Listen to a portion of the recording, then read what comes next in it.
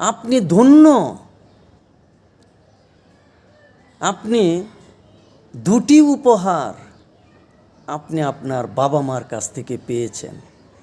এই উপহার পেয়ে আপনি ধন্য। এক, অবৈধ সম্পদ, অবৈধ অর্থ, অবৈধ জিনিস আপনি পেয়ে ধন্য হয়েছেন। নিজেরা তো কুলসিত হয়ে গেলই গেল, আপনাকেও এই জিনিস দিয়ে, উপহার দিয়ে আপনাকে কুলসিত করে গেল। দুই, আপনার মধ্যে যে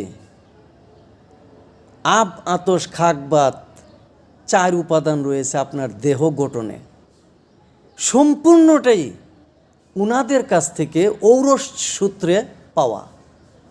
অতএব উনাদের দেহের মধ্যে যেই পাপ, অশ্লীলতা, অবৈধ সম্পদের, অবৈধ খাবারের, অবৈধ জিনিসের যে নেচার তাদের দেহের মধ্যে রয়ে গেছে, সম্পূর্ণটাই আপনি ঔরস সূত্রে পেয়েছেন। আপনার দেহ,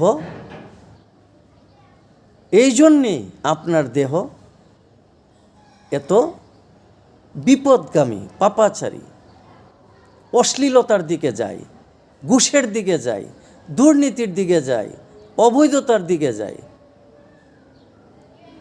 কাজে আপনি দুটি জিনিস পেয়ে আপনি ধন্য হয়েছেন।